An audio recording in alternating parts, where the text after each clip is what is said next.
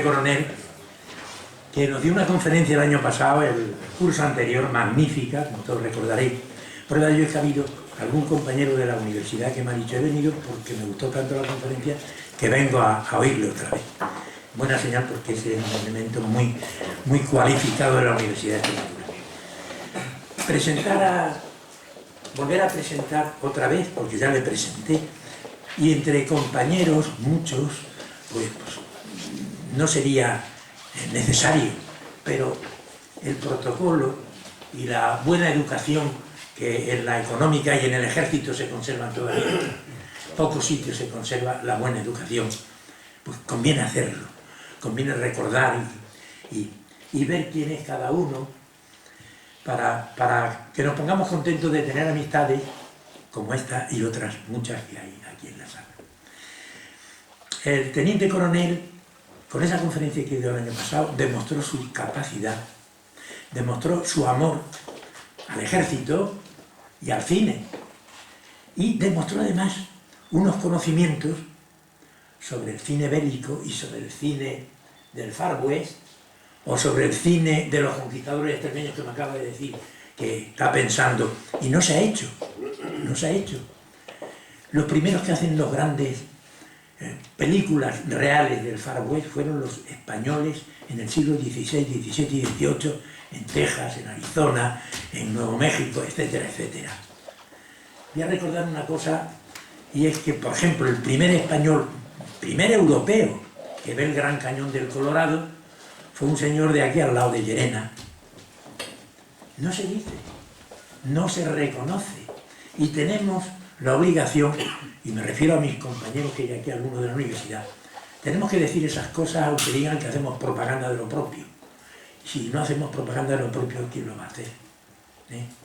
Me parece estupendo esa opinión que acabas de decir. Muchas gracias. El currículum es amplísimo, profundísimo, de todas clases. Yo me fijaría en algunas cosas, por ejemplo, inclusive ser del ejército de tierra y participar en el ejército del aire y en la armada, con un curso de buceador, por ejemplo, me parece genial, me parece genial. Esa es la inquietud de lo multidisciplinar, y nunca mejor dicho, lo disciplinar en el ejército, para dar una amplia visión de las cosas, no quedarse solamente en una visión personal, muy pequeña.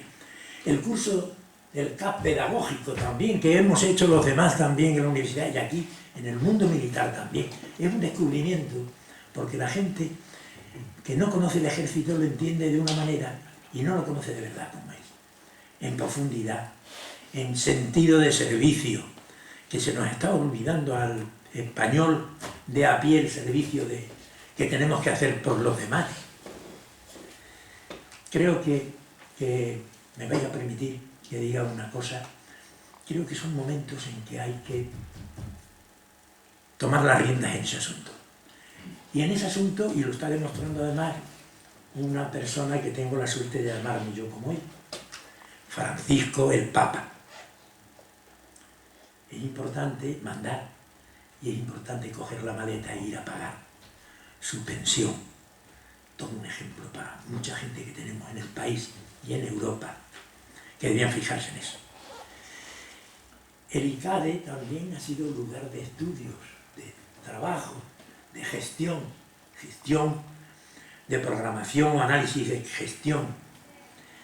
Y el protocolo, que también es importante, protocolo, curso de protocolo. A la gente se le olvida el saber estar, el saber tratar, el saber hacer posible que las personas se den cuenta de que se les reconocen su categoría y sus valores, el protocolo. Y seguridad, curso de seguridad en la informática, tan importante ahora, tan importante, seguridad en la informática. Está desquiciado el mundo ese de la informática, y es bueno que haya una contención. No se pueden dar las noticias como se quiere, como les dé la gana. Y gestión en infraestructura y recursos humanos, cosas muy... Es decir, que yo voy viendo una valoración de los estudios, de los trabajos, en un sentido muy humanístico, y es formidable que en el ejército sea humanístico, claro, como ha sido siempre. un sentido humanístico en el ejército. No voy a decir los destinos que ha desempeñado, por supuesto, de teniente, de capitán, de comandante, de teniente coronel. Y creo que sí es interesante una cosa, y creo que nos la explique también. Tiene una novela, El cuadro, que presentó a un concurso, Felipe Trigo. Me gustaría 2 palabras de qué trata esa novela. Sería interesante para nosotros porque está cerca de nosotros. Y luego, pues, sus artículos en muchas revistas, no solo la del ejército, sino en periódicos y tal. Y una cosa muy importante, el diccionario de cine bélico. Creo que eso es una aportación interesantísima, porque todo lo que sea aportar conocimiento y posibilidad de que nosotros fácilmente encontremos las respuestas, creo que es importantísimo. En fin, podría seguir mucho, pero creo que lo más importante es que nos hable, que nos diga. Tengo aquí un guión y me va a permitir que diga una cosa, porque he visto las películas que estupenda. Hay una, claro, que no quiero dejar de citar. Aquí se habla vamos a ver si la encuentro, el acorazado Potemkin. Sí. Pero yo recuerdo, yo pasé los 3 años de guerra civil en Madrid con 8, 9 y 10 años. Recuerdo que fui una vez al cine y vi una película parecida que es Los marinos de Kronstadt. De Kronstadt. Que es muy parecido a lo de ¿verdad? Me parecía recordar, yo era muy pequeño y tal, me llamó mucho la atención, Y luego otra anécdota, eso lo vi en el cine Bilbao, que ahora lo han convertido en un supermercado. Es una pena que los cines los conviertan en eso, o en bancos o en supermercados. Y vi también una función de teatro, varietés que se decía entonces, donde vi a un caricato, entonces se llamaba caricato, uno que salía a contar chistes y tal, que se llamaba Rampe. Como sois más jóvenes no lo habéis conocido. Yo sí. Rampe. Y Rampe, durante la guerra civil, en pleno Madrid, salía con un saco diciendo Serrín de Madrid. Una ovación tremenda.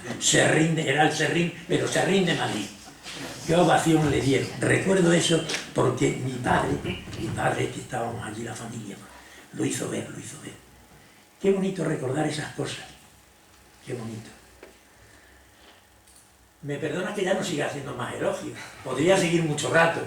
Enhorabuena y muchas gracias por esta magnífica conferencia que diste y la que va a dar. Gracias.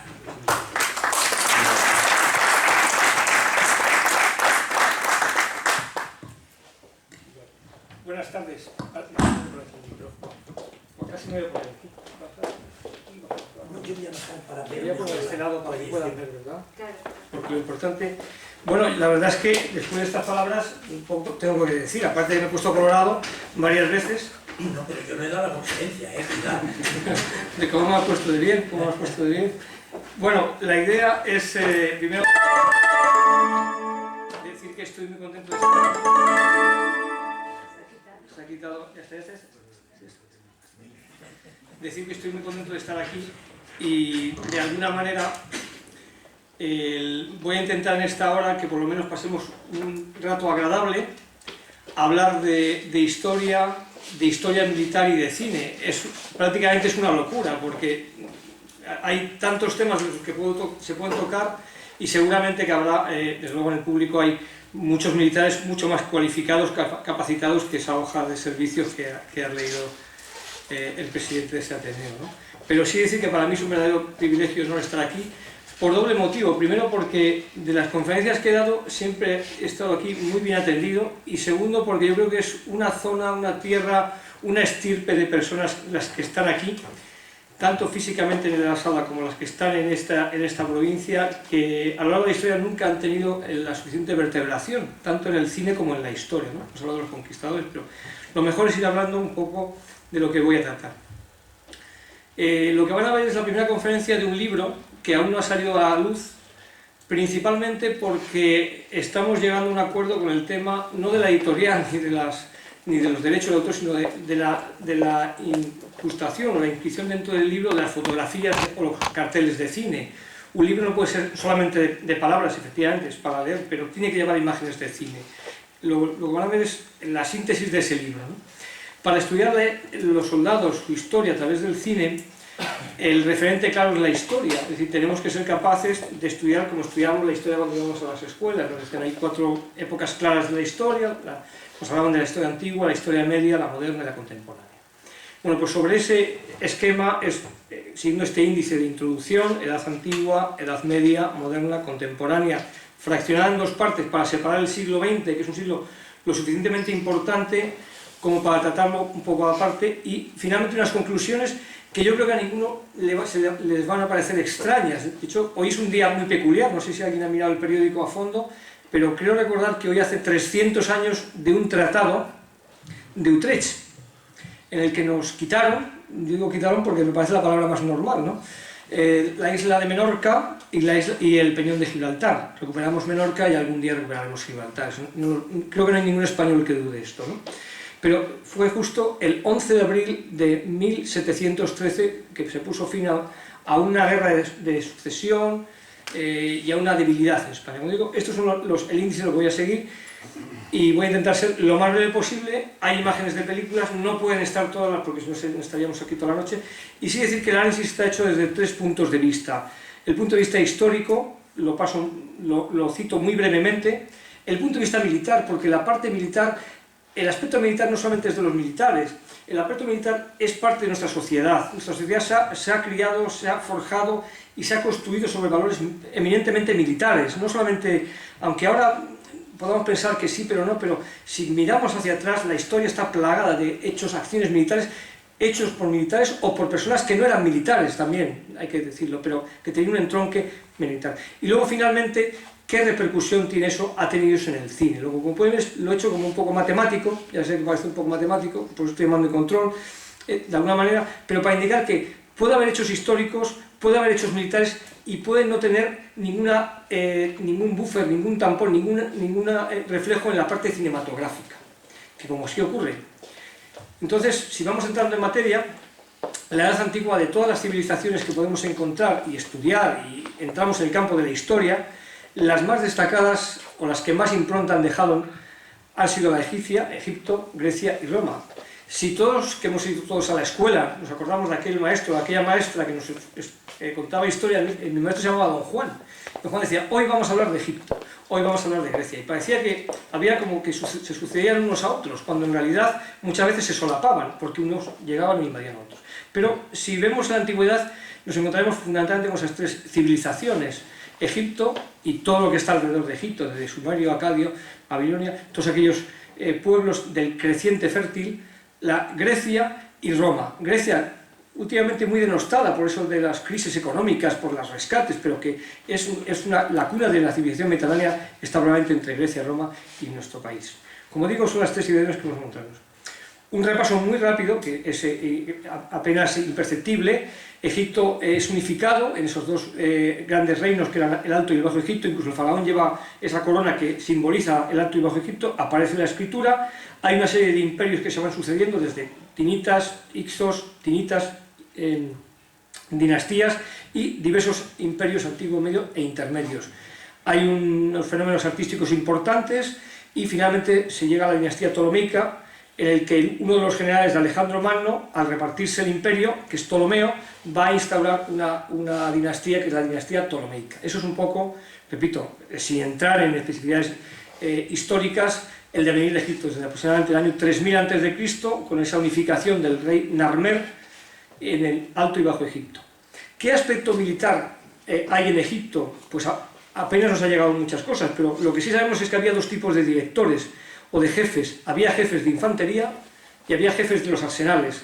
Los jefes de infantería eran los que mandaban las unidades que estaban formadas por 2 tipos de unidades fundamentalmente, la tropa permanente, que era la guardia del faraón, y la tropa mercenaria o los mazoi, que eran fundamentalmente reclutados. Esos jefes de infantería, repito, ejercían el mando, combatían al frente de sus unidades, que había 5 grandes cuerpos, lo que serían cuerpos de ejército, cada uno a una serie de dioses, desde la diosa Ra, Amón y demás, y había unos jefes nacionales que eran los que habituallaban. También hay existencia de condecoraciones, incluso ahora van a ver una secuencia que yo he podido rescatar en una película en la que vemos a un soldado egipcio con una condecoración. Es muy difícil encontrar películas que nos hablen del Egipto, no del Egipto histórico, pero sí del Egipto militar. Es muy fácil encontrar películas sobre las pirámides o sobre la civilización egipcia, ¿no? Y luego también hay un cuerpo de élite, los carristas. Ahí van los grandes hijos de las familias. Los carristas no en el sentido de carros de combate, como podemos a lo mejor muchos militares asociados, en el sentido de esos carros que asociaban al caballo y que llevaban hasta tres personas, el conductor, el arquero y el que lanzaba la lanza o el escudo. A partir del año 500 a.C. se utiliza el elefante, tanto como transporte como medio de ataque. El que luego lo va a implementar profundamente va a ser Aníbal. Eso, repito, una síntesis rápida del aspecto militar. En el aspecto cinematográfico, las películas sobre Egipto o sobre la parte militar, que repito, no hay ninguna película claramente definida sobre el mundo egipcio, están dentro de lo que se llama en el mundo cinematográfico el peplum. La palabra peplum, que se puede leer en muchos libros técnicos de cine, viene de la palabra pepla, que era el nombre de la túnica de los romanos que aparece en muchas películas. Eso se llama el peplo o la pepla. Y de ahí vino como una palabra hasta peyorativa, por indicar que el cine de romanos o el cine de griegos o de egipcios, que iban todos con túnicas, pues se requería que la gente fuese pues, de corpulencia fuerte, es decir, muchos actores no podían hacer películas de romanos porque no tenían ese cuerpo que se precisaba, ¿no? Pues digo, esto es dentro del género del peplum. Y luego es un género principalmente histórico, como he dicho antes, hay películas desde el año 23 con Cecil B. DeMille, de los 10 mandamientos, de Sinué el egipcio, Tierra de faraones, dirigida por Howard Hawks, una película francamente interesante sobre la construcción de la pirámide de Keops. Otra vez el mismo Cecil B. DeMille, en el 56, dirige Los 10 mandamientos en Egipto, Nefertiti y Reina del Nilo, y la que van a ver ahora, que es Faraón. Faraón es una película, desde mi punto de vista, excepcional para mostrarnos cómo era el Egipto de la dinastía de Ramsés XIII. Y sobre todo van a ver una secuencia, creo que es de las pocas secuencias en las que se ve un poco el aspecto militar, de cómo era esto. Ustedes mismos, si conseguimos que, o consigo que esto, porque el código, a ver, yo creo que va a salir bien, van a ver una columna egipcia.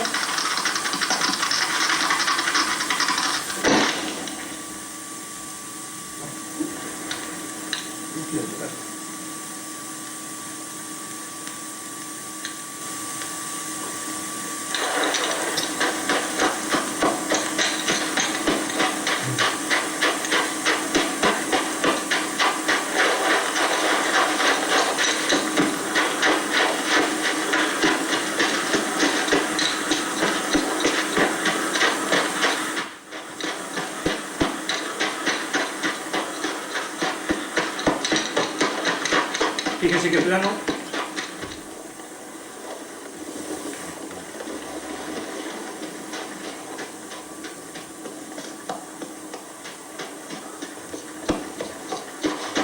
¿Se oye bien atrás? Sí. Habla.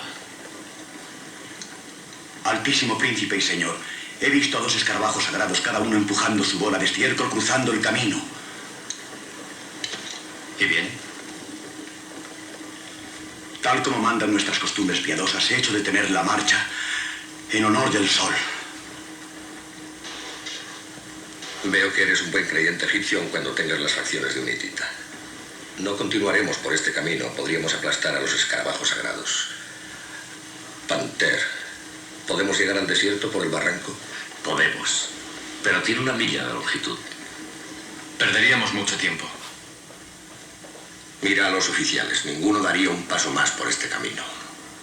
Señor, mis soldados no temen a los escarabajos sagrados. Los libios a nada teméis, ni siquiera a las tumbas de los reyes. Y no pueden ser lugar seguro ya que nadie ha vuelto de ellas. Debes reconocer, hombre santo, que tal obstáculo no detendría ni el paso de un asno. Tampoco un asno podría llegar nunca a ser faraón.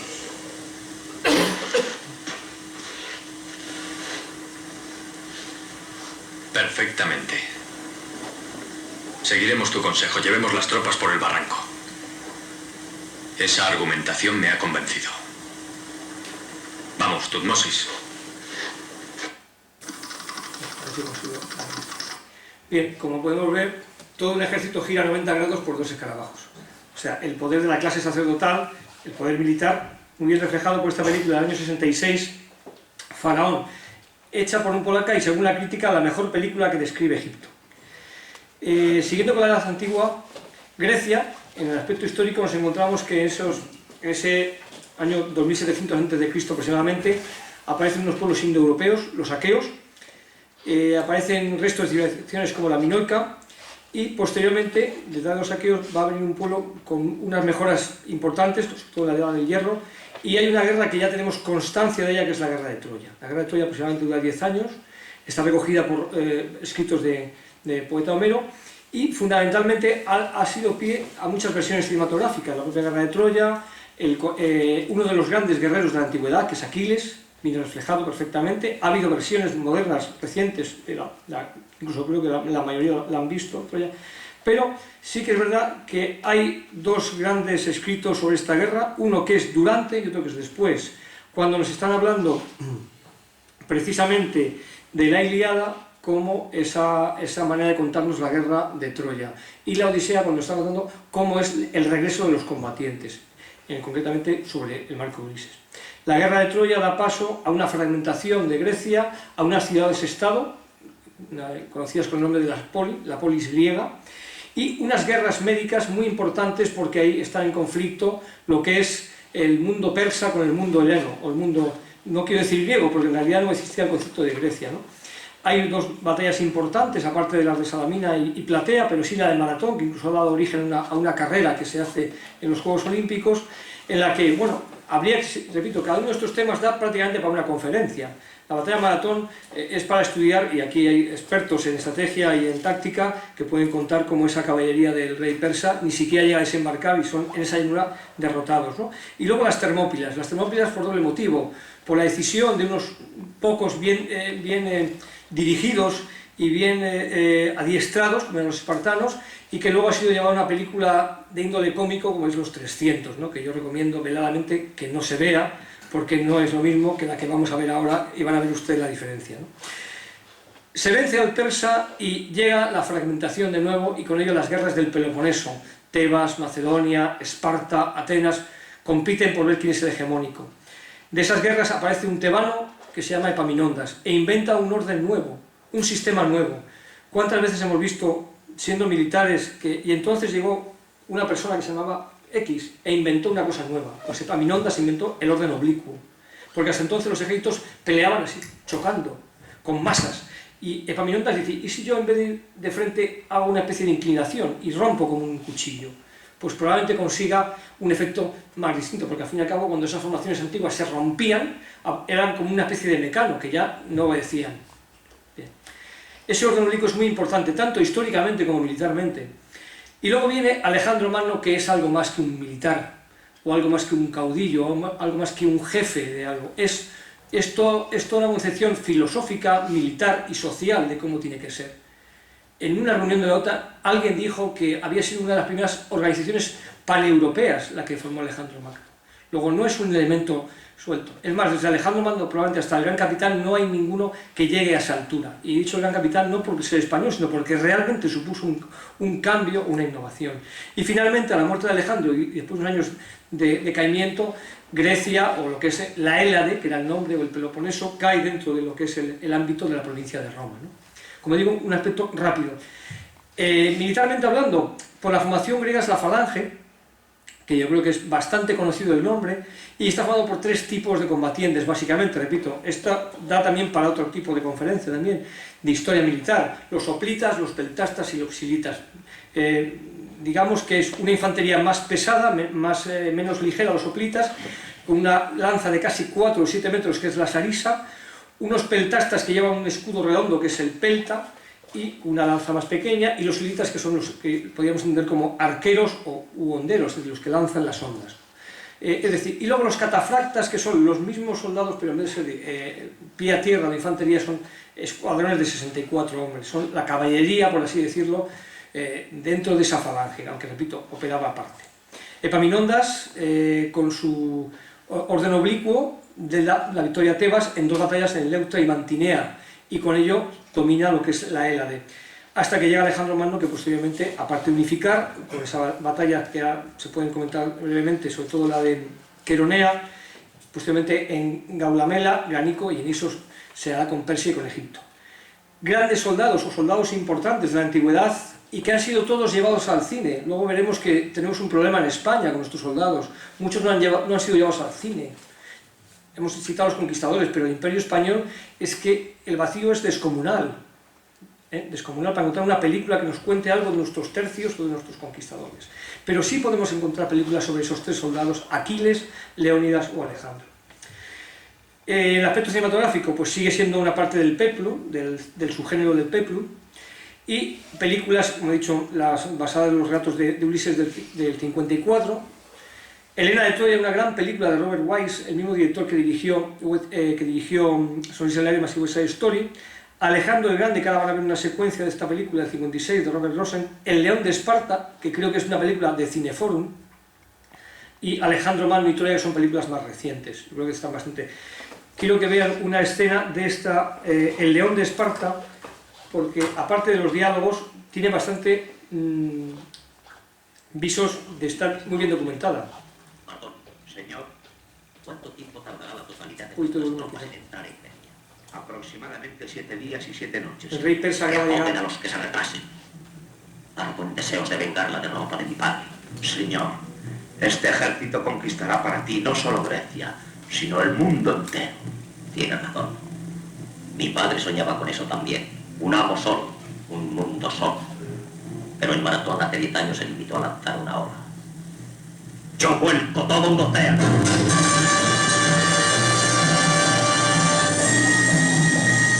Esta película es del 61. Salve, amigos. León de Móvilo. Sabemos que toda Esparta emprendió la marcha. Vengo cabalgando desde el amanecer tratando de alcanzarte. Tus hombres avanzan con rapidez. Tienen una quito gente las Termópilas. Sí, lo sabemos también. Mis guerreros de Tespia pueden ir con los tuyos. Siempre hay sitio para los valientes. ¿Cuántos sois? Unos 700. Todos voluntarios.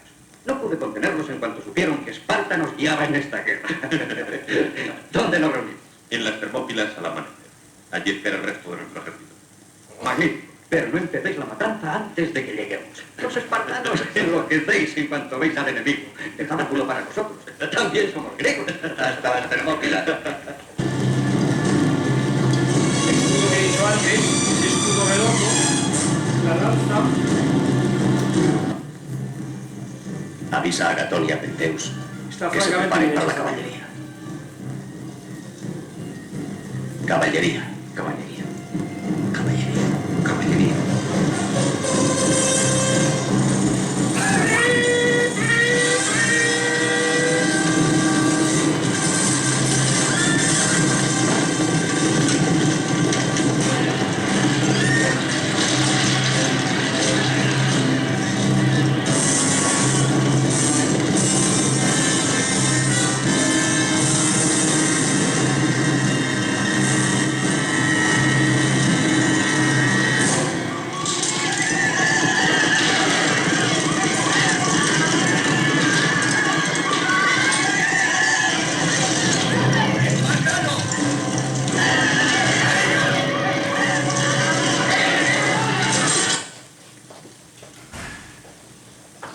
Salve, León. Salve, Hidacles. El gran rey admira tu probado valor y el de tus hombres. Dale las gracias y dile que hoy haremos que aumente su admiración. Esa testardez no te servirá de nada. Es solo cuestión de tiempo que pierdas esta batalla. Tal vez. Pero para ese tiempo, vosotros habréis perdido la guerra. Ayer solo probamos tus defensas. Cuando ataquemos hoy, nuestras flechas oscurecerán el sol. Entonces pelearemos a la sombra. Los diálogos, Señor, los diálogos de... Hidacles ataca a los cristianos a retaguardia. Estamos cercados.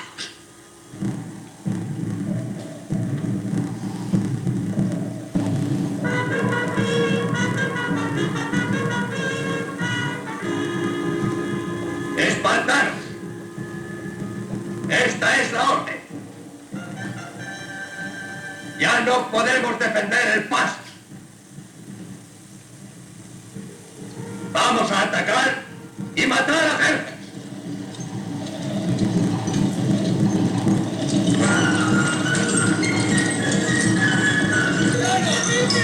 ¡Al ataque!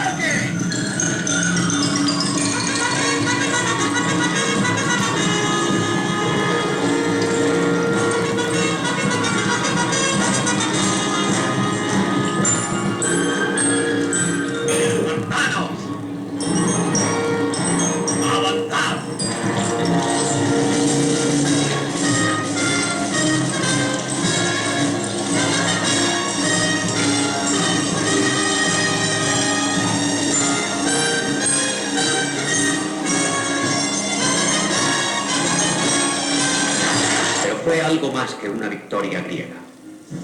Fue un ejemplo de lo que unos pocos hombres decididos pueden hacer para no someterse a la tiranía. Bien, como digo, una excelente película y probablemente muy desconocida. Voy a pasar las imágenes de Alejandro Magno, no sé cómo vamos de tiempo porque tampoco quiero pasarme de la hora, pero repito, ¿no ponemos la secuencia de Alejandro o...? Yo he preparado de esta porque me parece que esta es quizá más desconocida. De Alejandro ahora, cuando batalla a orillas del Granico. Esto es Asia, terreno inmenso. Tierra y tiempo están a nuestro favor. Aquí tenemos montañas, desiertos, desolación. Unas 20 jornadas hasta Babilonia. Y aquí, en el litoral del Asia Menor, ricas ciudades y grandes puertos. En este punto, Alejandro, falto de hombres, oro y provisiones, solo a expensas de lo que la tierra produce, habrá de dirigirse hacia la costa. ¿Y cuál es tu proposición? La retirada, destruir cuanto pueda caer en su poder. Que conquiste despojos, tierras arrasadas, así, cuando haya agotado hombres y provisiones. Y en el lugar más conveniente, retirarnos. Otro hecho histórico, el nudo Esta gordiano. es, Alejandro, la tradición del nudo gordiano. Hace tiempo, hallándonos penosamente acosados, se dijo que de lejos vendría un rey en humilde carro para prestarnos ayuda y gobernarnos después. Y así ocurrió, vino a nosotros el rey Gordio, el cual nos dejó su carro aquí donde lo ves con este mensaje. Aquel que lograre desatar este nudo vendría a ser dueño y señor de Asia. Muchos lo han intentado, ninguno lo ha conseguido.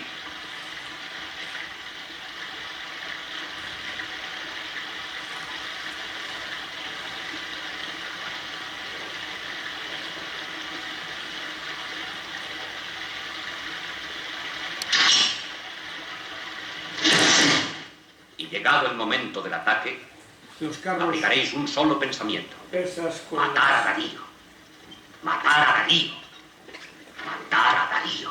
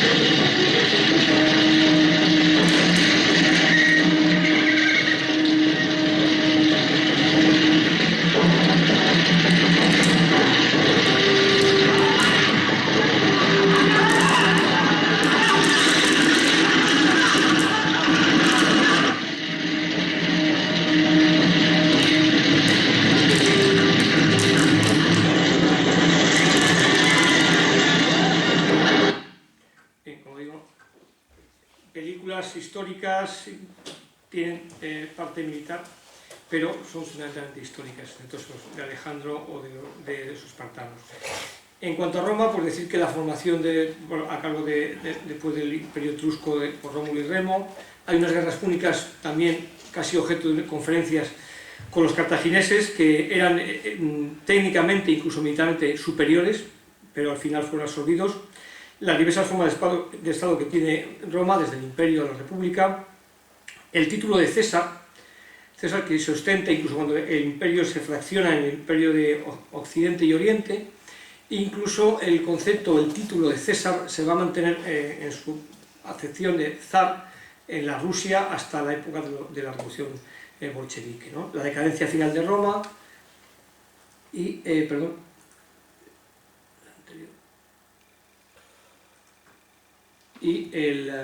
la partición y la separación del Imperio de Occidente. En el aspecto militar, la falange evoluciona hasta llamarse legión a base de una serie de hileras de soldados, de manipulos, es el nombre técnico, y luego se va a llamar cohorte. Los soldados son básicamente con el mismo concepto que hemos visto en Grecia, pero más que con su armamento por su antigüedad. Hablamos de esos astiarios príncipes y triarios para designar a combatientes más bisoños, más expertos y más veteranos, por así decirlo, ¿no? Y la unión de manipulos me hace lo que es la legión. La legión tiene una serie de fallos o de errores de dislocación y se produce en la batalla de Farsalia, concretamente en la que César ya aprovecha la reserva y se va a cambiar a un modelo mixto en el que en cada manipulo hay una serie de astarios, príncipes y triarios, es decir, para darle más versatilidad a la formación.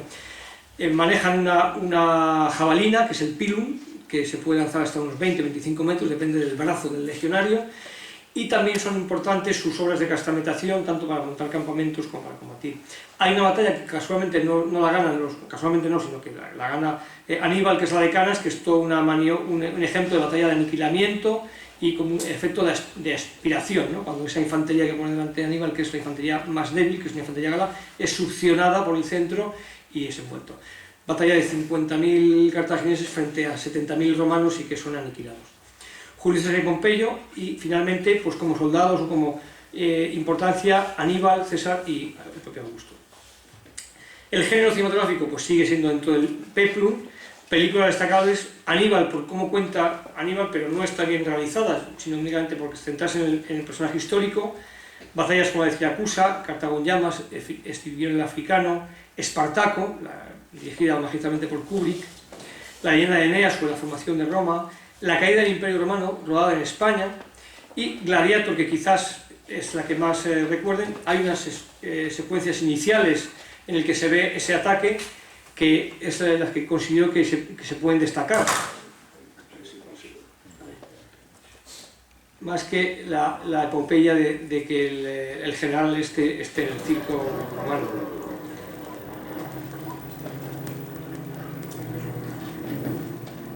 Está muy bien rodada.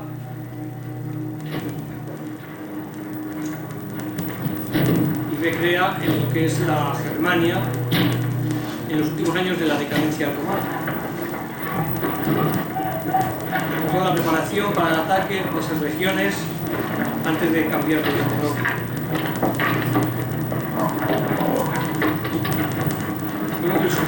En la pista de sonido me parece que no está sonido. Pero vamos, están diciendo que están bien las catapultas, bien colocadas de distancia, y ahora él está diciendo el lema de las legiones, que es fuerza y honor, fuerza y honor. Digo porque como hay dos pistas, se ve que ha bajado el sonido de lo que es la pista de audio. Pero bueno, para hacernos una idea, es el general Maximus y es el que manda esa legión. Y aquí están esperando que contesten los bárbaros si se rinden o no, y dicen, han dicho que no, porque al emisario mandan el caballo sin cabeza. Le han cortado la cabeza, aquí viene el bárbaro del turco, que le han cortado la cabeza y le enseña, para indicar claramente que no se van a hacer. Entonces ya, al contemplar eso, pues ya da la orden de ataque. A base de montar una hilera de fuego, prenderlas, ahí lanza la cabeza, lo que sería la cabeza del legionario, para indicar que el general pues, ya da la orden de atacar. Y estamos viendo lo que es el audio de la banda sonora, que como son pistas ya tan en estéreo, pues estos equipos muy potentes están haciendo. Él va a mandar la caballería, va a ir por el bosque, y la infantería, después de lo que sería la preparación artillera, que en este caso eran máquinas tipo catapulta y tipo, va a atacar por el bosque. Es un poco, Ridley Scott nos refleja aquí, ese es el jefe de la unidad de infantería, que está dando las órdenes de que pongan esos astrarios, príncipes y triarios por orden, y las máquinas como las van ajustando los fustes. La línea de fuego no se oye porque el sonido va mezclado, y entonces va con el sonido más alto, que es el de los animales o el de la banda sonora. Pero bueno, o a lo mejor toco yo el sonido aquí sin darme cuenta. Está bien. Entonces, marcan el terreno donde van a caer y empieza la batalla terrestre, por así decirlo, de la infantería y la caballería. La orden de ataque, la orden a los arqueros, y por el costado, por el bosque, va a caer.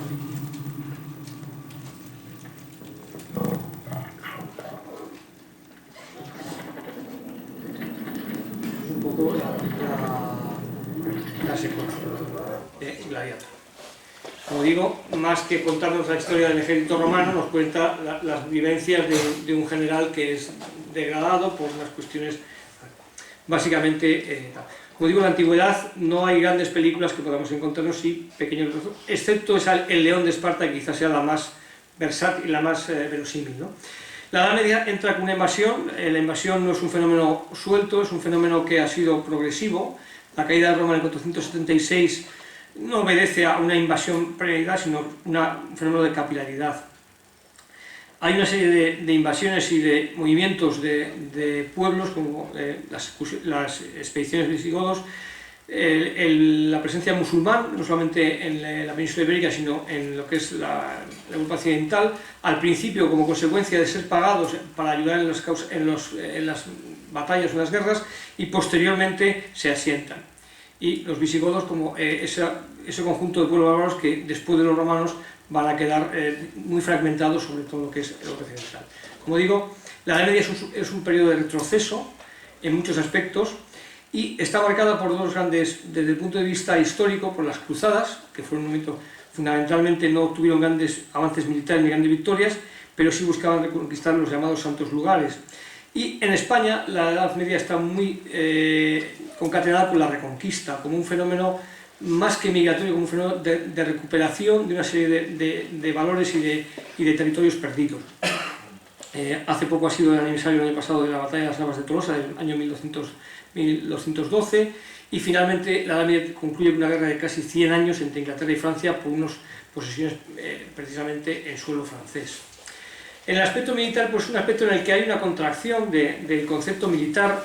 La infantería pierde predominio con Alejandro, a pesar de que ha innovado y la caballería le ha permitido grandes victorias, pero la infantería ha sido la reina o ha sido el arma principal de los ejércitos. Pero en la Edad Media va a ocurrir un cambio de tornas, en el sentido de que va a haber un auge de la caballería.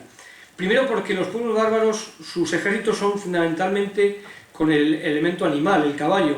Tienen más pastos que en la parte meridional de Europa, y después porque ese jinete va a ser armado, va a ser forrado, por decir, va a tener avances como el estribo, la silla de montar, la herradura, el yelmo, la coraza. Es decir, va a ser mucho más caro mantener a un señor a caballo, pero va a ser mucho más potente, y no va a haber grandes formaciones que puedan frenar el ataque de una unidad de caballería.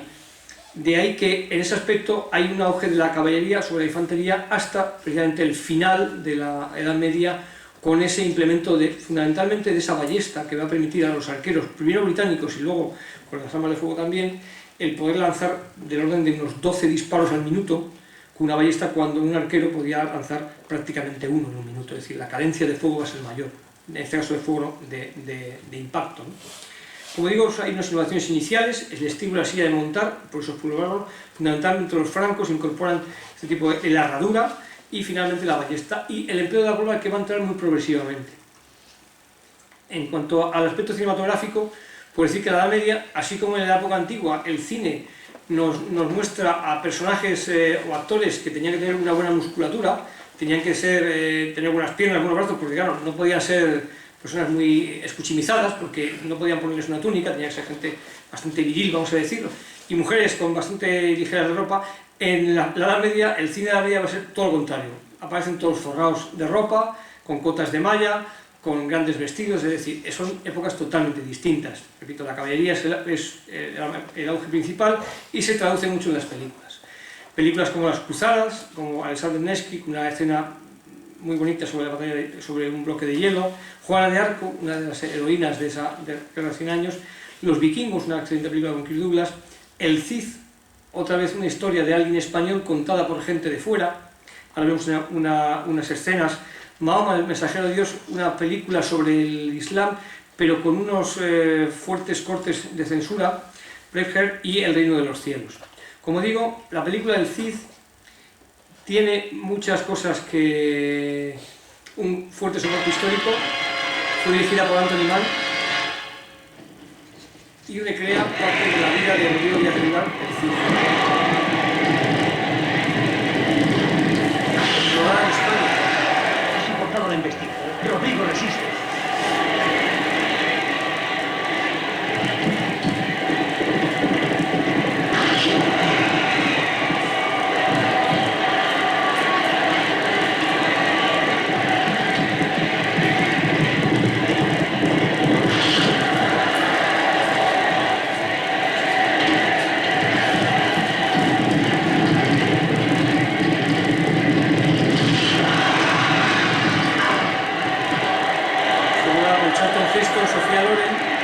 dirigida por Anthony Mann.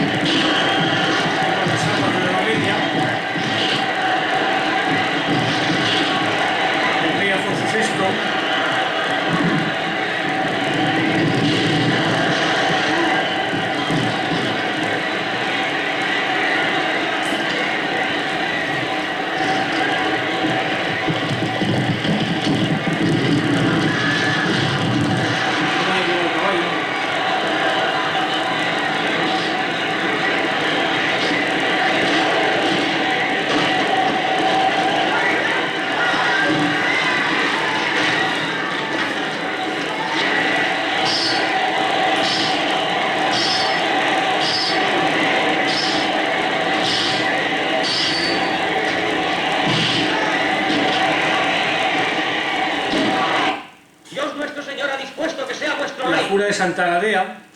Y ahora a todos os pido que os arrodilléis en señal de una película fidelidad. con una fuerte novela base histórica.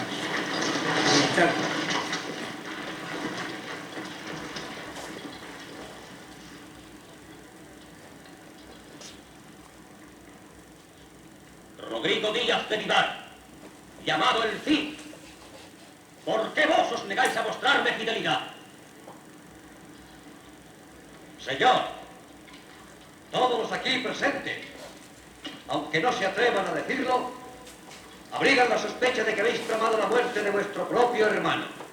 A menos que probéis vuestra inocencia, nunca podréis contar con súbditos leales y la duda destrozará vuestro reino. Y en tanto si así no puedo juraros su fidelidad, ni aceptaros como soberano.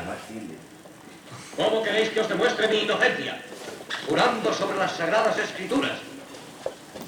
¿Juráis no haber ordenado la muerte del rey don Sancho ni haber participado directamente en ella?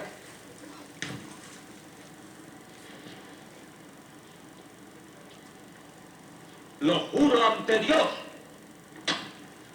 ¿Juráis igualmente que jamás habéis aconsejado que se le quitara la vida al rey don Sancho? Lo juro también. ¿Y también juráis que no fuisteis el que proyectó la muerte del rey don Sancho, ni teníais intención de hacerlo? ¡Lo juro! Si hubierais jurado en falso, permita Dios que muráis del mismo modo que vuestro hermano, apuñalado por la espalda por mano de un traidor. ¡Decid amén! Lleváis las cosas demasiado lejos, Rodrigo. Decid amén.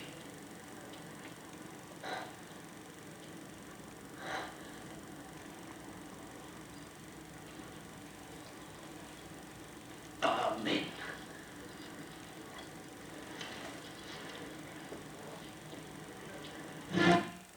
Bien, como digo, una película, una gran reproducción de la figura del Cid, hecha por personas de fuera de nuestro país. También eso hay que decirlo porque es una constante en toda nuestra historia. Es decir, que tienen que venir de fuera para contar nuestra historia porque o no somos capaces o tenemos muchos fantasmas que no. La Edad Moderna empieza con un fenómeno o con un movimiento de resurgimiento, de renacimiento. Para nosotros los españoles tiene una connotación tremenda porque para nosotros la Edad Moderna en realidad empieza con el descubrimiento de América, las exploraciones con el llamado Imperio Español. Posteriormente a la finalización de la Casa de Austria habrá una guerra muy dura de sucesión española que va a cambiar mucho el panorama de nuestro país. Y también dentro de esta Edad Moderna podemos hablar de la Revolución de las Colonias Norteamericanas y de la Revolución Francesa, como repito, hitos o hechos históricos. En el aspecto militar hay que hablar de la supremacía militar española, de la creación de ejércitos permanentes, de la península de Italia como un campo de batalla. Cuando el gran capitán combate en Nápoles porque tanto Francia como España pugnan por la hegemonía. Al final la hegemonía será española, fruto de la infantería española, fruto de la concepción y fruto de esa innovación que hacen gente como el gran capitán. Estamos hablando de personas, de soldados, de combatientes que combatieron por gran parte del mundo, un mundo en el que los movimientos de tropas y de definitivas personas no eran tan fáciles como hoy en día. Hablamos de tres clases de soldados, hablamos de la batalla de Cerignola, que el 23 de abril creo que se cumplirá el aniversario de esa batalla, del río Garigliano, auténticas obras maestras del arte de cómo concebir y cómo llevar a cabo una batalla. con esos tipos de soldados, igual que hemos hablado en la antigüedad, de esos piqueros que llevan esa arma larga pica, esa espada de rodeleros y arcabuceros para esas armas de fuego. Las guerras de Francia y España, desde 1522 a 1555, España mantiene 5 guerras con Francia, gana prácticamente todas, incluso una de ellas en batallas con la Pavía. Es prisionero el rey francés. Y como digo, hay grandes soldados, igual que hemos hablado de la antigüedad, hay soldados como el Gran Capitán, como Juan de Austria y como Blas de Lezo. Habría muchos más, porque se podían poner muchísimos más, y todos los exploradores, todos los conquistadores, ¿no? Todo aquel señor que es capaz de llevar un ejército a través de un mar, un océano y combatir. Como digo, es parte de esa era moderna. En el aspecto cinematográfico, pues decir que hay escasez de películas, hay fragmentos, no hay una película que nos cuente nada de esto. Si ustedes teclean en internet o en Google o en cualquiera de estos buscadores películas sobre el Gran Capitán, sobre Pizarro, sobre Cortés, no hay nada. No hay absolutamente nada. Hay una serie británica que se llama Los Conquistadores, de Conquers, que pone francamente como de analfabeto prácticamente a los conquistadores españoles. Con lo cual ahí tenemos una asignatura pendiente y esto hay que, aparte de elevarlo a las correspondientes autoridades del Ministerio de Defensa, algo hay que hacer aquí, porque no podemos seguir viendo como parte de nuestra historia no es contada. Y la mejor pizarra es una pantalla cinematográfica, porque donde se ven las cosas, por desgracia o por suerte, son los cines. Pero repito, hay películas fragmentos podemos encontrar. La Kermés heroica habla de cuando llegan los españoles a Bélgica, en concreto a Holanda, y nos pone francamente a parir, nos pone fatal, nos pone como que somos unos malvados. En fin, es una película que se hizo en el año 35 y con un maniqueo bastante importante. Paso Noroeste es una película sobre la Revolución Americana con Spencer Tracy y habla de un cuerpo militar como eran los Rangers, ¿no? De manera incipiente.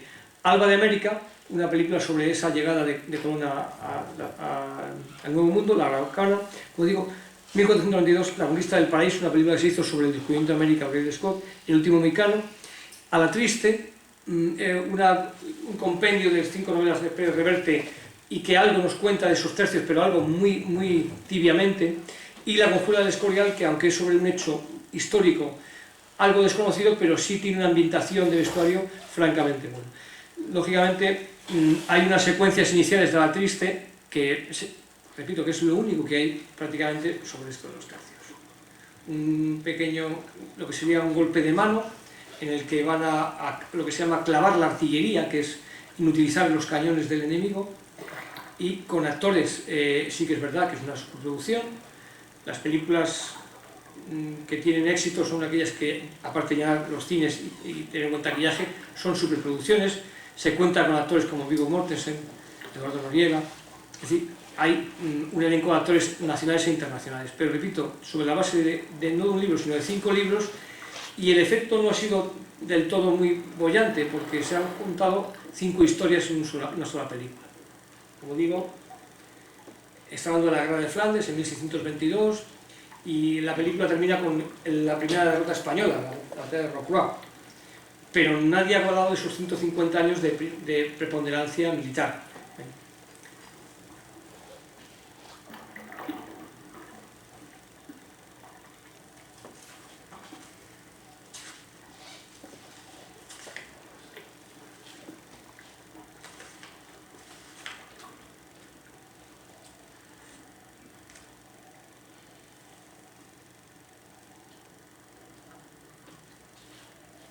La pista de sonido nos hace...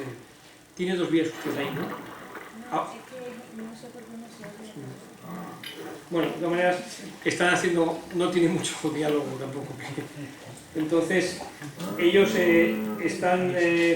lo que se llama clavar las piezas, la martillan e impiden que esa pieza sea útil. Y luego le van a quitar la cureña y bueno, pues las tropas flamencas y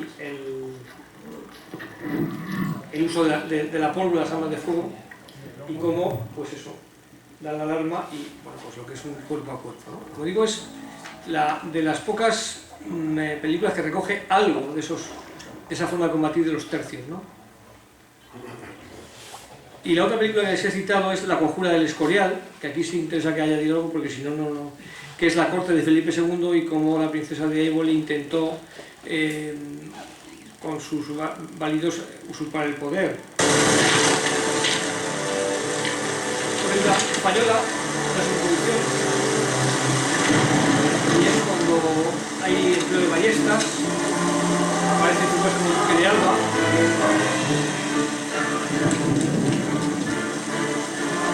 pero es básicamente una película de corte, pero hay muchos de índole militar, de índole...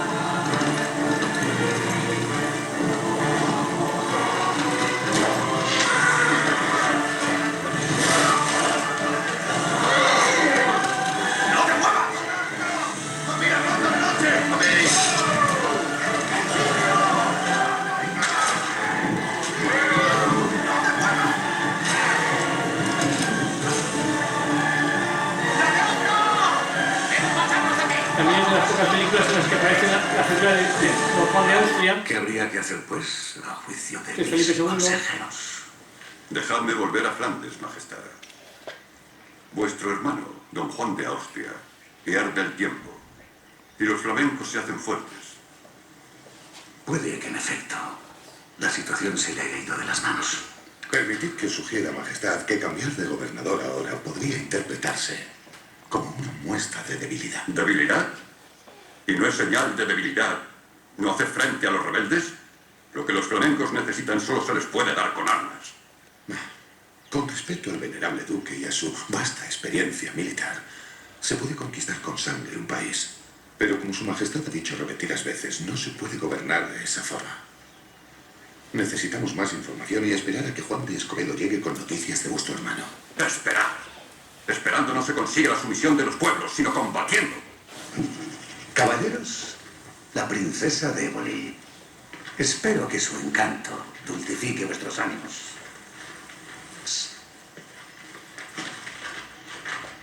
Está rodada en el Escorial.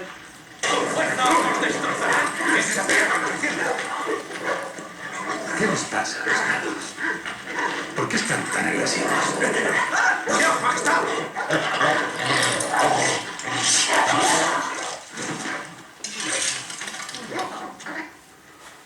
Así actúa el duque de Alba contra los enemigos de su rey.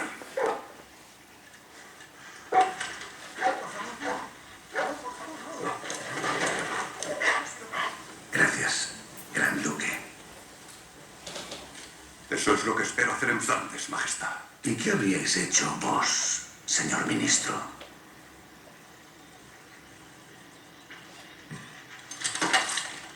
Esto.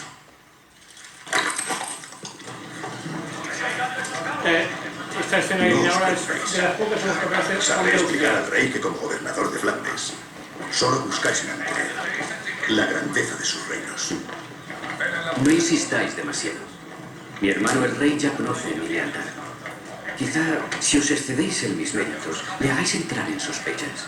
Confiad en mí, don Juan. Si no lo hiciera, señor de Escobedo, os aseguro que no partiríais para una misión tan personal. Bien, como digo, de esta película hubo una exposición posteriormente con todos los trajes que se emplearon en Madrid, porque es un ejemplo claro de que cuando se quiere se puede hacer una superproducción, y de hecho fue rodada prácticamente en el Escorial, y se utilizaron incluso tomas aéreas para hacerla. Otra cosa es que la historia que se cuenta es sobre una intriga palaciega, ¿no? Como digo, eso es lo que se puede destacar de todo el Imperio Español, apenas hay películas. En la edad contemporánea, el aspecto histórico se puede hablar como a grandes rasgos del Imperio Napoleónico, de una revolución que va a marcar prácticamente todos los siguientes siglos, que es la Revolución Industrial. Ese Imperio Español va a ir languideciendo y se va a hablar de la emancipación de la América Española. El siglo XIX va a traer una guerra importante porque va a generar unas guerras posteriores, como es la guerra franco-prusiana, y un fenómeno que es el reparto del mundo, o que sería el colonialismo. Esos son los grandes hitos o conceptos que podemos ver en esa era contemporánea hasta el siglo XX, ¿no? En el aspecto militar, pues destacar la figura de Napoleón. Napoleón utiliza la táctica, utiliza la estrategia y utiliza sobre todo la reserva, y busca siempre en sus ataques, en su concepción, cómo buscar la posible huida del enemigo, la posible para cortar su retirada. Batallas como la de Austerlitz, éxito para él. Batallas como Bailén, en la cual no estaba, o Waterloo sí que estaba, pero indican que es un mando muy personalizado, un mando que es tan centralizado que cuando él no está, muchos de sus subordinados son incapaces de tomar decisiones, como ocurre en Bailén o como va a ocurrir en Waterloo con su caballería, que actúa tarde porque le han dado una orden tan taxativa que el jefe de esa caballería no es capaz de interpretarlo, ¿no? Formaciones cerradas, seguimos hablando de formaciones cerradas, o sea, desde la antigüedad no se ha evolucionado, no se ha hecho la dispersión. Hay un perfeccionamiento de las armas de fuego y hay unas innovaciones, el siglo XIX está lleno de innovaciones, desde el revólver, la dinamita, la ametralladora, que se van incorporando paulatinamente. Lógicamente todas vienen por esa revolución industrial que va a permitir que la técnica se emplee, ¿no? El aspecto cinematográfico, pues ya nos viene más cercano, y cuando la industria del cine se convierte en un fenómeno de masas, pues ya aparecen películas. Napoleón, una película muda de Apple Games, y cuenta, claro, es una película francesa sobre un francés, pues es una exaltación, como que puede ser la propia Agustina de Aragón, dirigida por Juan de Orduña, o El Abanderado, o El 2 de Mayo, o Orgullo y Pasión, una película norteamericana rodada en España con Cary Grant y con Frank Sinatra. Austerlitz, una película específicamente francesa sobre esa batalla. Waterloo, sobre película británica, cada uno va haciendo las películas en función de sus victorias, parece que va todo un poco encadenado. Master and Commander es una película naval con una técnica muy parecida a la de emplear el soldado Ryan, vemos ese astillamiento de los buques. Y Sangre de Mayo, pues un intento de José Luis García, una película española, de condensar quizá en una película todo lo que son los episodios nacionales, que es prácticamente imposible, ¿no? Es una película que quedó muy densa y que al final, pues quizás la figura principal de 2 de Mayo, que son David y Velarde, pues han quedado un poco difuminados, ¿no? Yo quiero destacar, ya sé que hay películas muy modernas y muy recientes, pero no siempre lo moderno es lo mejor, porque lo moderno es lo que nos ponen delante. Quiero destacar, no llega a 1 minuto y medio, la presentación de la película Agustina de Aragón, dirigida por una persona de aquí, paisano Juan de Orduña, que tiene aquí mucha familia, y creo que es una película que es perfectamente rescatable. Y la dedicación. Orgullosos de la independencia de España, dedicamos esta película que no pretende ser un exacto y detallado proceso histórico de la gesta inmortal de los indios de Aragón, sino la glosa ferviente y exaltada del temple y el valor de sus hijos, de sus héroes y heroínas, reunidos en la impar figura de Agustina de Aragón, símbolo del valor de la raza y del espíritu insobornable de independencia de todos los españoles. Si hubiera hecho caso de vuestras objeciones, los nombres de Alcora, Maén y Establis no estarían sobre esa bandera. Yo sé lo que tengo que hacer. Si Francia es dueña del estrecho, será dueña del mundo. Pero Inglaterra no será para conservarlo. El dominio del mar es vital para él. No lo olvides. Por eso quiero cerrarlo todos los caminos. Ahora, Portugal, he dispuesto que mi hermano José se siente en el trono de España. El paso hacia Portugal será el pretexto de la ocupación. Tienes 15 días de plazo para que José Bonaparte sea proclamado rey de España. Haré cuanto esté en mi mano. Pero no creo que los españoles acepten eso nunca. Está un pueblo comido de piojos y soberbia. Aún creo que me he excedido del plazo. No te preocupes. Mis ejércitos cruzarán por España como en un paseo.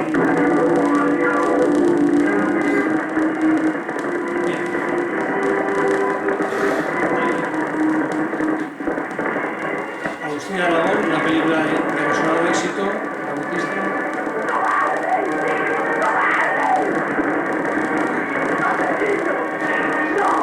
¡No esperáis! ¡No podéis vencerlo! ¡Nunca estaréis en Como digo, ha habido 3 versiones de esta gesta de Agustina de Aragón y la más conocida quizás sea la de Juan de Orduña. Uno de los aspectos que decíamos del siglo XIX es el colonialismo. El colonialismo es el reparto de lo que queda del mundo, lo que ya no está todo explorado, pero está sin repartir, porque hay zonas, sobre todo en África o en Oriente Medio. Entonces aquí hay una serie de películas que no tienen un hilo conductor. La causada por Potemkin nos habla de esa guerra ruso-japonesa. Tres lanceros bengalíes, que el año pasado puse unas secuencias con Gary Cooper, como vuela ese depósito de municiones en la India. La carga de gravedad ligera, vamos a ver ahora unas escenas de una carga de 9 minutos que fue un desastre militar, y cómo los norteamericanos o los británicos nos cuentan como una derrota militar se puede enaltecer, se puede hasta mentir, porque fue un desastre auténtico en la guerra de Crimea, pero se convierte en una épica. Van a haber unas secuencias de esta carga, como digo, en la que fallecieron 2 extras como consecuencia de las caídas de caballo. O sea que no eran, el departamento de efectos especiales no existía en el año 36, como pueden ver. Y el director de esta película fue Michael Curtis, el mismo director que dirigiría años después Casablanca, Navidades Blancas, es decir, directores que sabían hacer cualquier tipo de película. Era un director de origen húngaro y ustedes mismos, repito, es una película muy antigua, pero la carga dura 9 minutos y es la guerra de Crimea, en la que la brigada ligera fue lanzada contra la artillería rusa, y un poeta, Lord Tennyson, hizo un poema que cañones a la derecha, cañones a la izquierda, que hablaba para ver sobre puesto la imagen.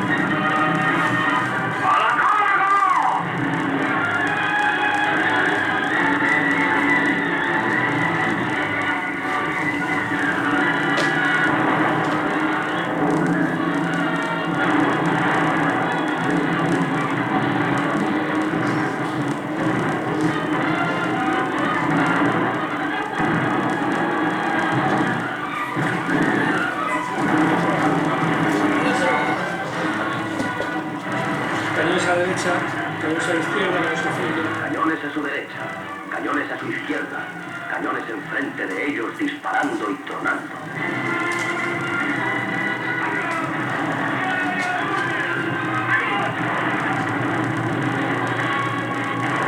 ¡Adelante, muchachos, adelante!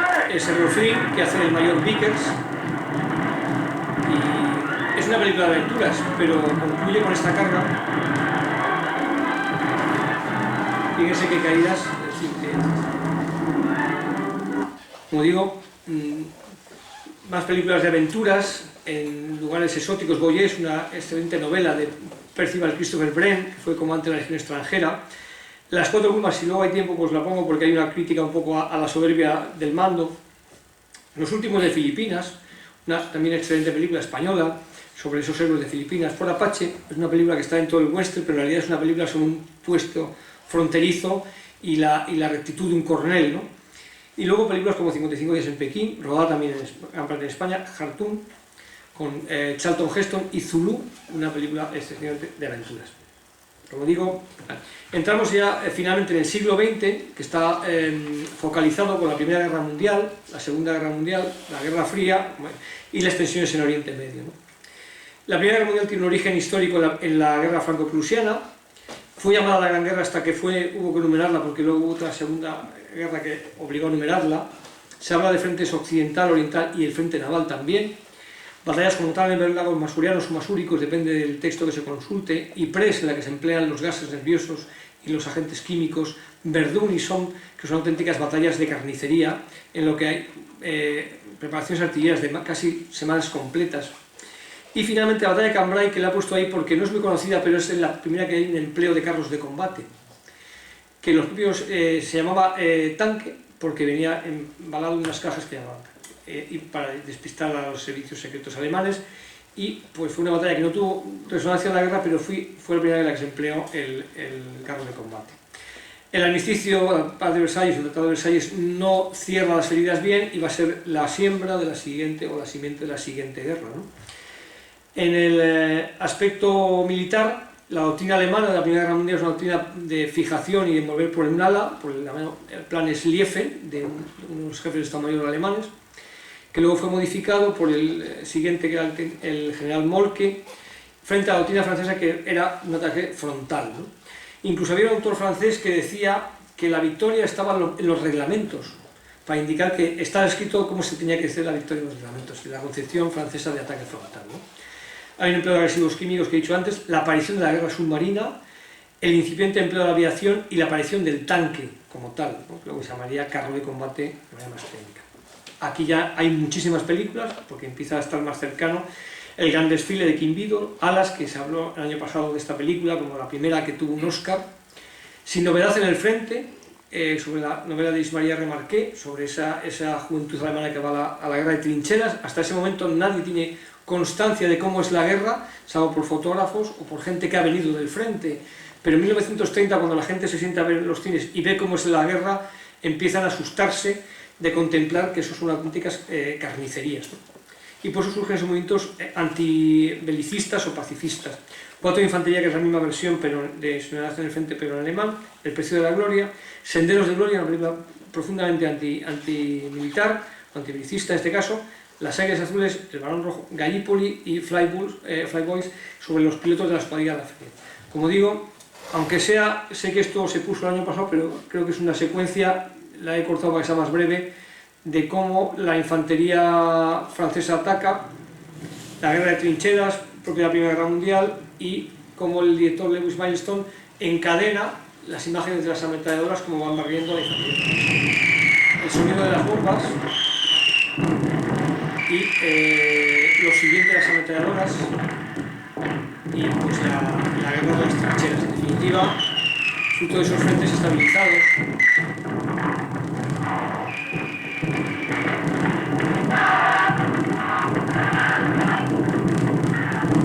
ya no son despliegues como los espartanos, ¿no? Ha evolucionado el arte militar, la técnica militar. Los inventos, la ametralladora, hemos dicho, se incorpora a la guerra, la ametralladora. Las armas automáticas.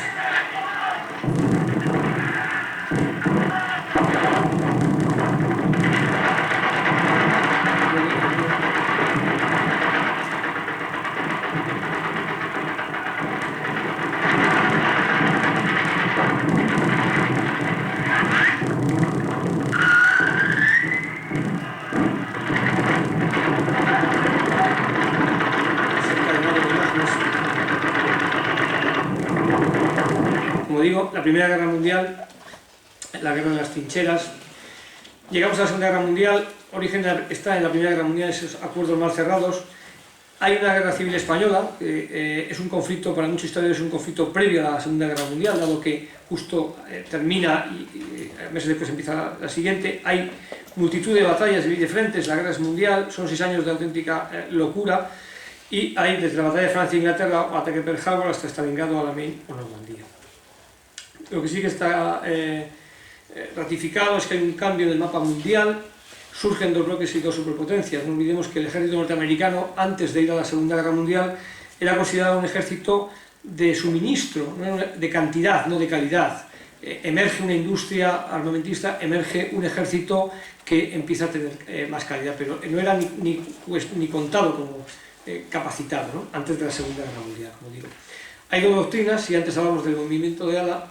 La doctrina alemana es la guerra del relámpago, es el movimiento de tenaza. Están inspirados mucho en ese cartaginés que derrotó a los romanos en Canas, en mecanismos o en maniobras de tenaza.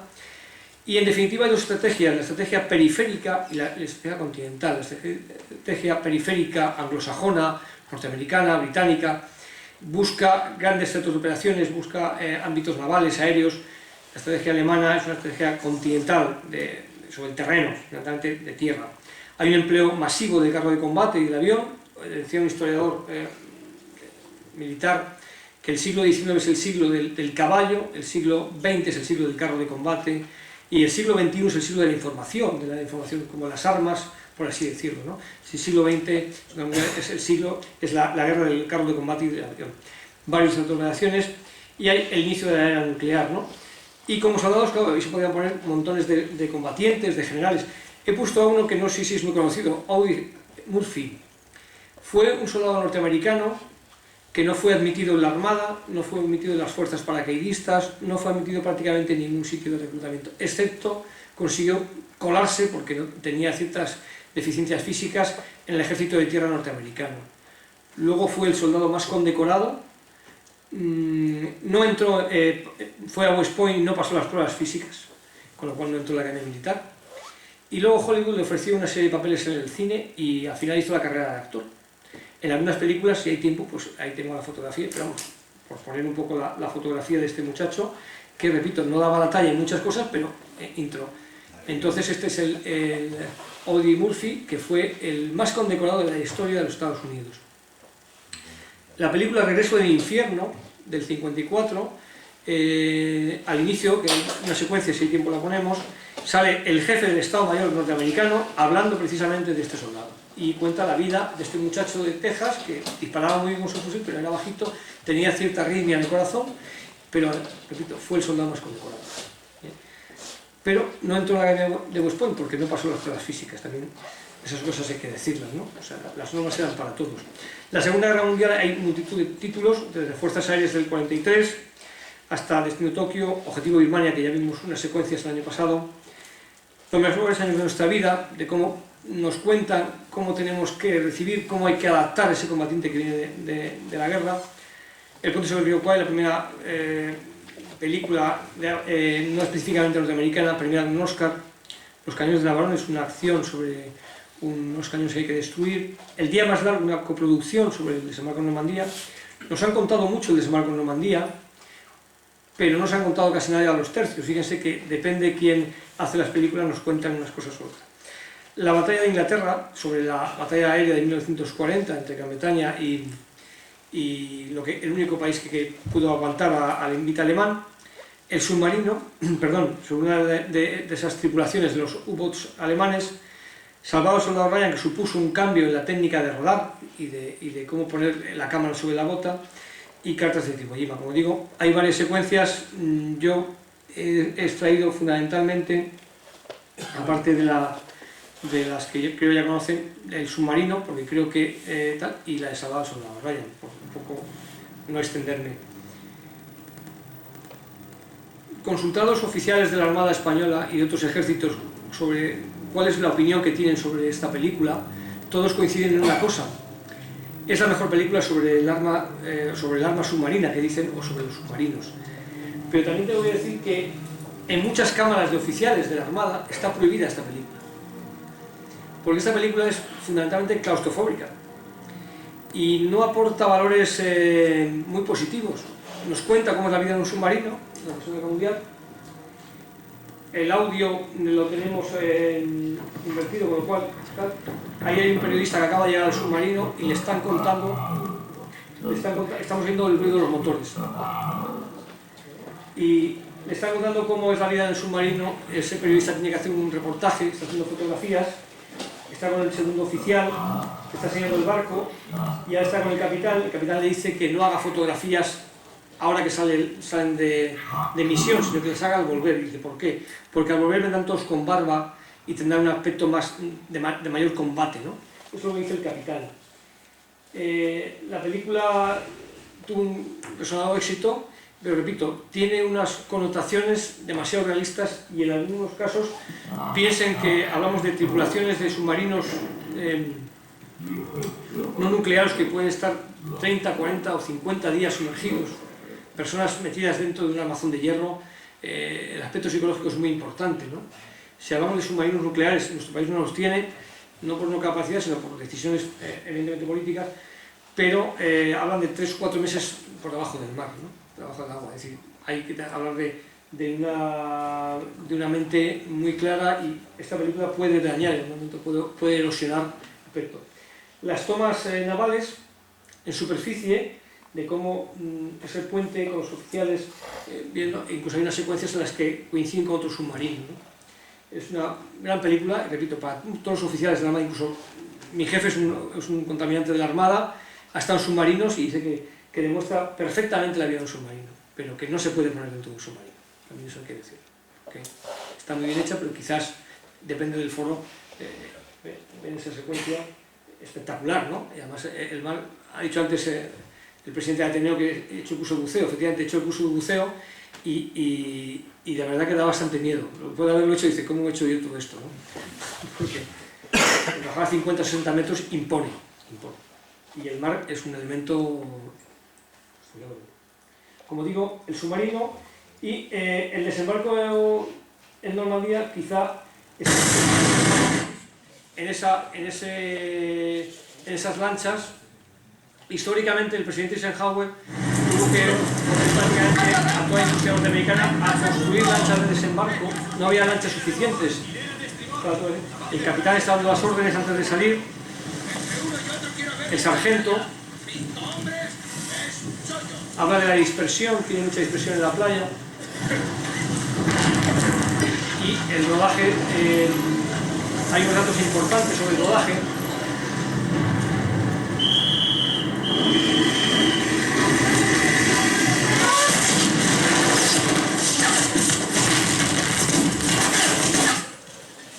Van a saltar por los laterales. Como decía, de esta película se encargó la empresa que hizo los uniformes, que ya no existía, que fabricasen 3.000 uniformes, 1.000 armas automáticas sin percutor para simular las armas de la Segunda Guerra Mundial, y se utilizaron más de 1.000 extras para todas estas tomas. Y los actores no sabían cuándo iban a explotar los embudos simulando las bombas, por lo tanto una situación de miedo porque no saben realmente cuándo van a explotar.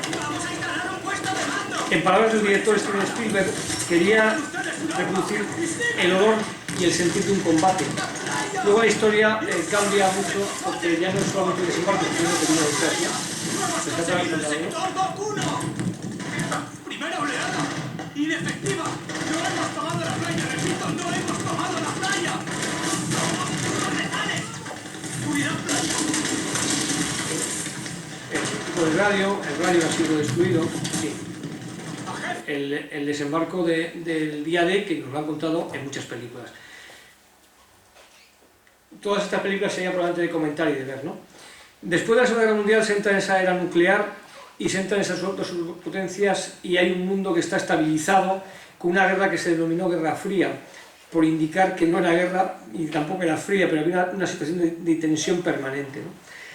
Hay escenarios que son muy peculiares, la Guerra de Corea, en los años 50-53, en el que hay unas negociaciones de paz bastante extensas y que ya no es ganada tan fácilmente ni se termina una victoria tan trepidante por los aliados, en este caso por los norteamericanos, ¿no?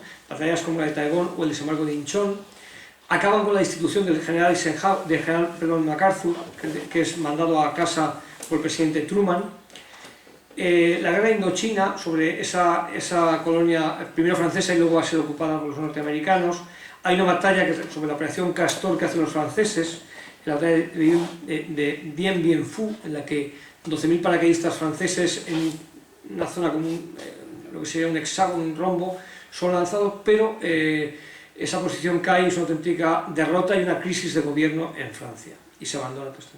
Posteriormente, a partir del año 65, los norteamericanos, con ese planteamiento de frente anticomunista, Guerra Fría, van a mandar tropas y van a tener, no los mismos errores porque van a emplear, pero sí va a ser una guerra que va a dejar grandes secuelas traumáticas, ¿no?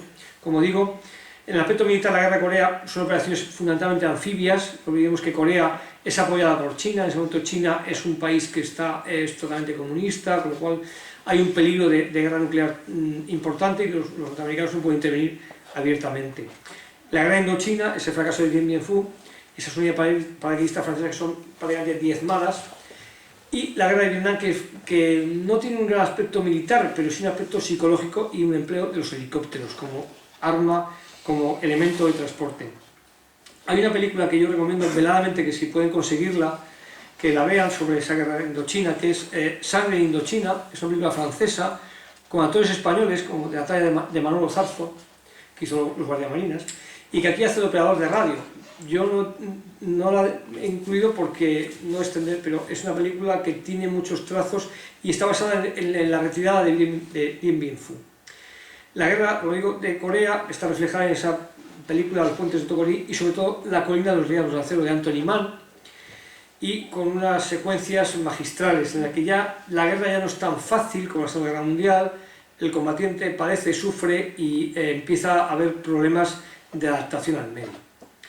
Esos problemas son ya muy profundos en Vietnam, en películas como El cazador, de Michael Cimino, Apocalipsis Now, muy conocida por esas tomas de La cabalgata de las Valquirias, dirigida por Francis Ford Coppola, Platoon, del 86, Oliver Stone, La chaqueta metálica, y la única película quizás en positivo sobre Vietnam, que es Cuando éramos soldados, sobre las vivencias de un teniente coronel de caballería y de esa unidad de helicópteros. Digo que la única porque la otra es dirigida por John Wayne, Boinas Verdes. Son las únicas películas en positivo. Todas las estas películas originales son películas en negativo, en el sentido de que critican la presencia militar, no explican bien por qué se está ahí.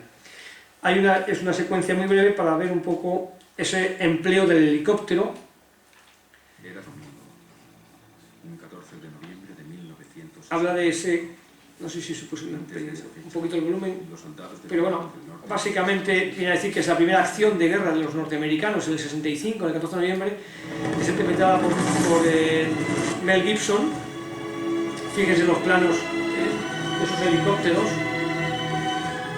Y son las vivencias de un teniente coronel que su terreno de combate fue el equivalente a un campo de fútbol, ¿no? Teniente coronel Moore. Hechos reales y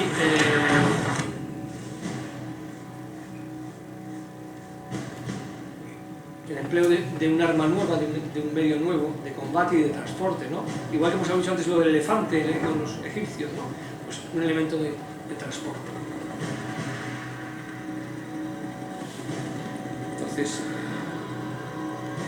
en palabras del actor Mel Gibson, quiso hacer esta película para rendir tributo a los combatientes de Vietnam que habían sido muy maltratados por la sociedad norteamericana. Cuando volvían de Vietnam, le recibían prácticamente como decir, bueno, estos son los tontos que ha ido la guerra, ¿no? La guerra de Vietnam es la guerra de los helicópteros.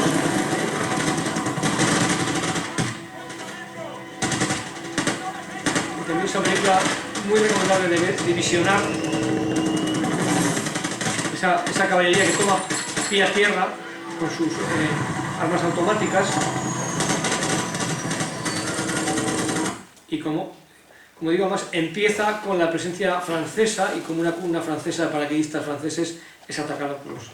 Como digo, la era contemporánea en Oriente Medio es uno de los escenarios extra europeos a raíz de la Primera Guerra Mundial, los acuerdos de Sykes-Picot y cómo ese reparto de Oriente Medio, ese territorio neutral entre Irak y Kuwait y ese territorio de Siria, todo eso al final está mal repartido, está mal fragmentado y va a ocasionar heridas. Esas heridas se van a traducir en las guerras árabes-israelíes fundamentalmente por la creación del Estado de Israel, la zona de Palestina, la guerra de las aguas entre Irán e Irak, que va a arrojar 10 años de combate y va a endeudar a esos países. Uno de ellos va a ser Irak, que va a tener que pedir ayuda a los países árabes, y luego la guerra de las zonas del Golfo. En el aspecto militar, ya es un poco para concluir, para que haya un poco si hay preguntas, la guerra israelí, empleo de misiles en las operaciones del cruce del canal de Suez, esos ingenieros cómo transmiten la posibilidad de cruzarlo. Las cadenas logísticas, en la guerra del Golfo se demuestra la necesidad de una cadena logística de ciclo de vida. Los ejércitos como el de Hussein llegaban a entrar 250 carros de combate cada día para ser reparados, y se reparaba uno, es decir, la cadena logística estaba prácticamente rotas, se canibalizaba. Aparece en el año 91 el empleo masivo de los sistemas de mando y control, la tecnología a nivel del combatiente y el avance de la medicina regenerativa, ¿no? Eso es lo que nos está preparando militarmente la época en la que estamos, ¿no? Películas destacables, ya para finalizar: La sombra de un gigante, la película con Kirk Douglas y con John Wayne sobre el coronel Marcus, uno de los primeros oficiales norteamericanos que formó parte del incipiente ejército hebreo, ejército israelí, al crear el Estado de Israel. La película Éxodo, sobre precisamente la constitución del Estado de Israel, Victoria en Entebbe, y luego ya más reciente sobre los conflictos o las guerras de Irak o de Afganistán, la batalla de Jaliza, En tierra hostil, de la oscarizada Catherine Bigelow, Regreso de un soldado, o Taking Chen, sobre ese teniente coronel que tiene que traer el cuerpo de un combatiente al país, y La noche más oscura, que ha sido recientemente hasta el punto de ser oscarizada, también por la misma Catherine Bigelow. Como digo, para terminar, una secuencia de tierra hostil en la que pues, el combatiente que vemos la secuencia del zumo en el que están previamente disparando.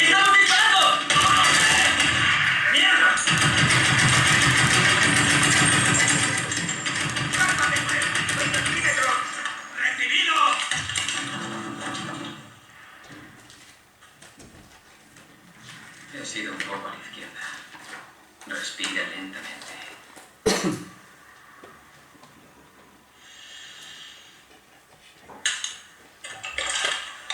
esta consecuencia porque no es la mejor de la película, pero es que no puede disparar porque se le ha atascado el cargador.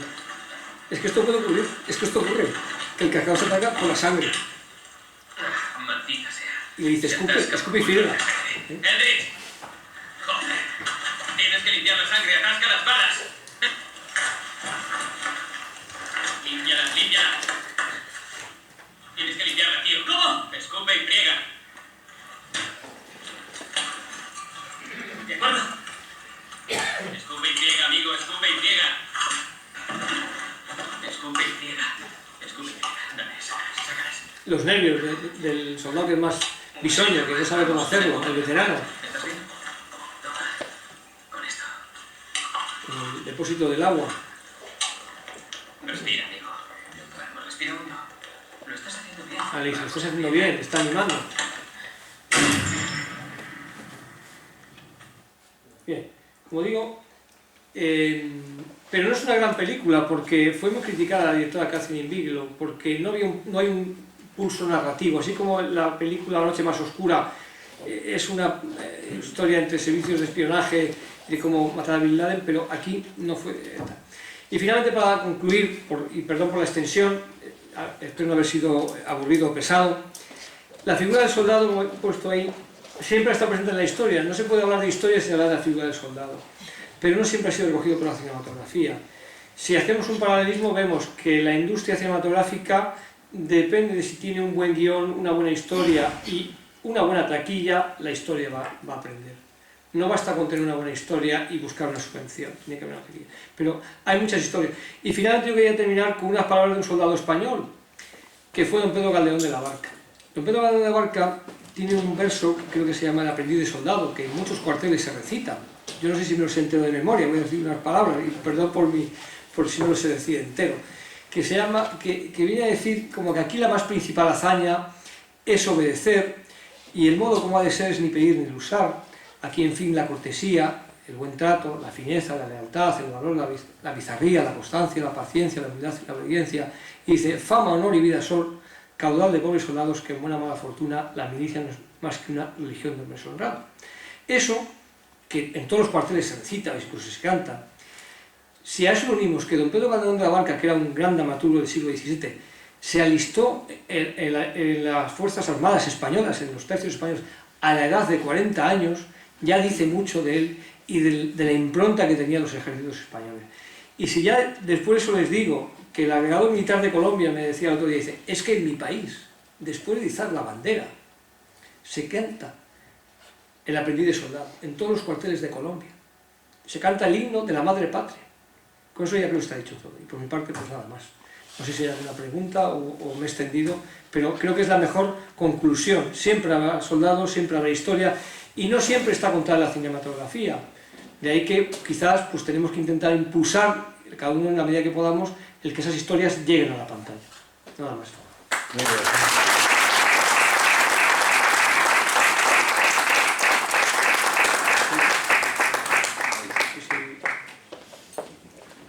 Si hay alguna pregunta, si soy capaz de contestarla, porque el tema es amplísimo, ¿no? O lo de la novela del cuadro es una novela que yo presenté hace como 10 años a los premios Felipe Trigo de Villanueva de la Serena, sobre precisamente pues, una historia novelada de un militar que recordaba un poco la época por la caída general militar, ¿no? Ahí he extraído algunas partes que he puesto de las vivencias académicas, pues desde las caídas de los caballos hasta los compañeros o hasta las anécdotas de los cursos de buceo, los cursos de la vida militar. Muy bien, enhorabuena. Muchas gracias. No sé si hay alguna cosa. Yo empiezo una pregunta, una respuesta. Sí. En los últimos de Filipinas, el Sí. puente de Valer, Sí. al final el teniente que manda era de un pueblo de aquí al lado. No sé si Barcarrota o no sé qué pueblo. Un pueblo de aquí al lado. Es curioso. De los últimos de Filipinas, el director español José Luis García, en el año, después de publicar este libro que se coeditó con el Ministerio de Defensa, del Diccionario de Películas Bélicas que has dicho, un día Torres Dulce me dijo, te quieren fichar para una película que va a hacer García. Digo, ¿qué película es? Dice, Los últimos de Filipinas. Y bueno, ¿y yo qué tengo que hacer ahí? Porque claro, yo hice como asesor militar. Siempre y cuando, dijo, siempre y cuando los fondos, el funding, el dinero, la idea que se rodase en la Ciudad de la Luz, en Valencia, y hablando un día pues, con este director oscarizado, dice, sí, siempre y cuando, me decía, me den el dinero, porque si no, no hay película. Y digo, bueno, ¿quiénes van a ser los actores? Digo, por curiosidad, dice, pues A y B. Digo, pues A no pega como capitán de infantería, un capitán de infantería es un hombre duro, un hombre tal, dice, bueno, pero también cuento contigo para que si hay que darles instrucción militar, pues se la daré. Digo, bueno, pues yo no tengo ningún problema. El guión lo había hecho, o está hecho, y no se hizo la película por falta de dinero, Juan Manuel de Prada, y los actores, uno de ellos iba a ser Javier Bandel y otro Antonio Banderas. La película no se ha hecho pues porque no ha habido dinero, ese es el tema. Y entonces, pues yo no he sido asesor militar de esa película, ¿no? Me encanta recordarlo, pero la historia de los últimos de días es prácticamente como Fort Apache, es decir, unos que se quedan y otros que mantienen. No, solo una nota, si me permite, presidente, sí. Don Saturnino Martín Cerezo, que es una de las grandes figuras que cierra toda el periodo del Imperio Español. Saturnino. Y Majadas. Saturnino Martín Cerezo. No sé si hay alguna pregunta o alguna cosa. Pues,